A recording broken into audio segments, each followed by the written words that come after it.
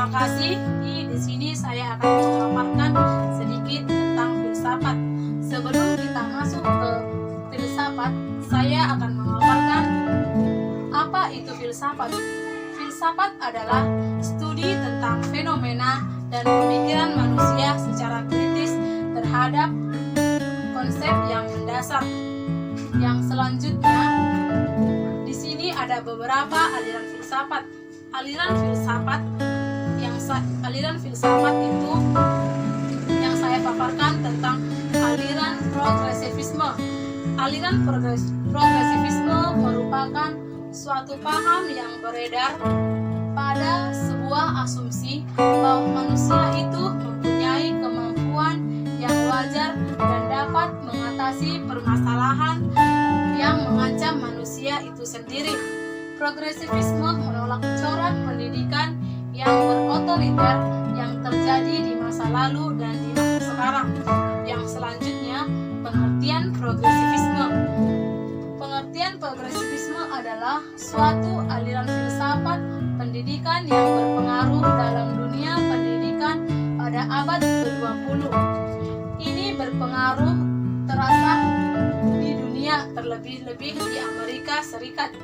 Progresivisme ini suatu paham yang beredar pada sebuah asumsi bahwa manusia itu mempunyai kemampuan yang wajar dan dapat mengatasi berbagai masalah yang mengancam manusia itu sendiri.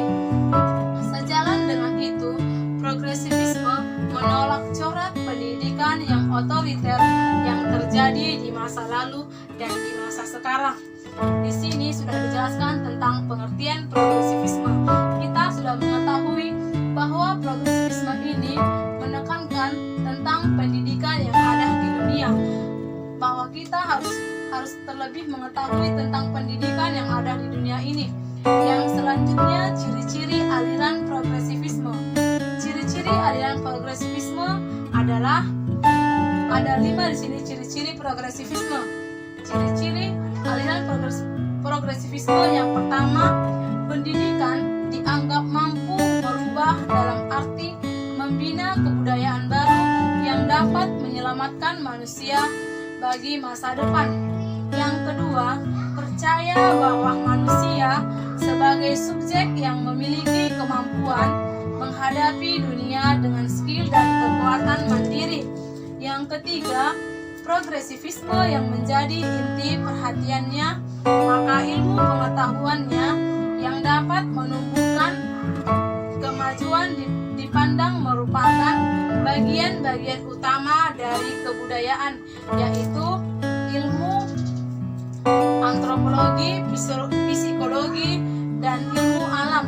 Yang keempat, progresivisme adalah satu filsafat transisi antara dua konfigurasi kebudayaan mayor daripada suatu kebudayaan, yakni di sini di progresivisme ini terbagi menjadi 2. Yang pertama itu perubahan cepat dari pola kebudayaan berat yang diwarisi dicapai dari masa ke masa. Yang ketiga, perubahan yang yang cepat menuju pola kebudayaan yang baru sedang proses pembinaan untuk masa depan. Yang terakhir atau yang kelima, progresivisme sebagai ajaran filsafat merupakan watak yang dapat digolongkan negatif dan diagnostik, yakni bersifat anti terhadap otoritarisme dan absolutisme dalam segala bentuk seperti agama, moral dan sosial, dan politik, dan ilmu pengetahuan. Selanjutnya, aliran filsafat progresivisme ini mempunyai tujuan dalam pendidikan. Tujuannya adalah agar peserta didik atau individu memiliki kemampuan memecahkan berbagai masalah baru dalam kehidupan pribadi maupun kehidupan sosial, atau dalam batin berinteraksi dengan lingkungan sekitarnya yang dalam proses perubahan. Pendidikan ini juga membantu peserta didik untuk menjadi warga negara yang demokratis. Menurut progresivisme, Sekolah adalah miniatur masyarakat yang mampu memberikan berbagai masalah yang terjadi di masyarakat, dan kemudian peserta didik mampu memecahkan masalah-masalah tersebut, di mana peserta didik kalau sudah mempelajari atau sudah mengetahui tujuan pendidikan filsafat ini, dia mampu memecahkan masalahnya sendiri maupun masalah di lingkungan sekitarnya, dalam keluarganya juga boleh. Yang selanjutnya di sini yang dibahas tentang metode pendidikan.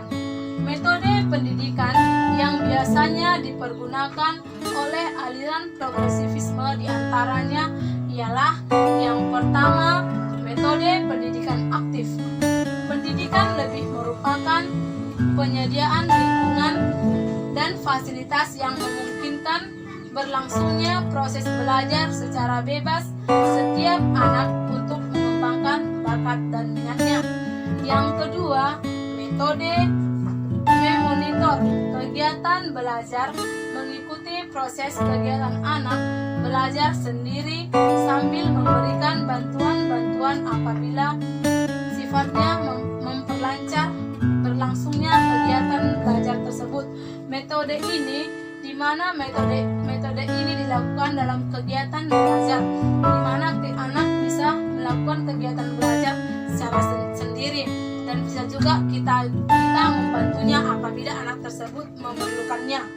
Yang ketiga, metode penelitian ilmiah. Metode penelitian ilmiah ini adalah pendidikan progresivisme merintis digunakannya metode penelitian ilmiah yang tertuju pada penyusunan prinsip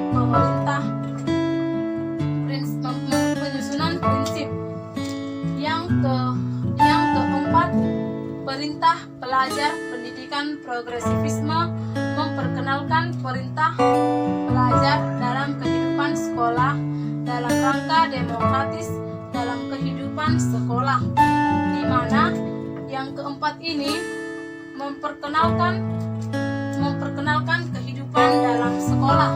Yang selanjutnya, kerjasama sekolah dengan keluarga pendidikan progresivisme mengupayakan adanya kerjasama antara sekolah dengan keluarga dalam menciptakan kesepakatan seluas-luasnya bagi anak untuk mengekspresikannya secara langsung. Di sini dijelaskan bahwa kerjasama sekolah itu dengan keluarga itu sangat penting, di mana ada kerjasama antara sekolah dengan keluarga itu mempunyai kepentingan yang sangat erat agar keluarga juga mengetahui bagaimana keadaan anaknya di sekolah. Yang selanjutnya, sekolah sebagai laboratorium. Pembaharuan pendidikan sekolah tidak hanya tempat belajar, tetapi berperanan pula sebagai laboratorium dan pengembangan gagasan baru pendidikan. Itulah tentang metode-metode pendidikan yang saya paparkan tentang metode progresivisme. Selanjutnya, dalam aliran filsafat, progresivisme ini memiliki kelemahan dan kelebihan atau kekurangannya. Yang pertama, kita membahas tentang kelebihannya. Kelebihan yang pertama itu nilai-nilai fleksibel terhadap perubahan. Yang kedua, toleran dan terbuka mendesak untuk maju dengan konstruktif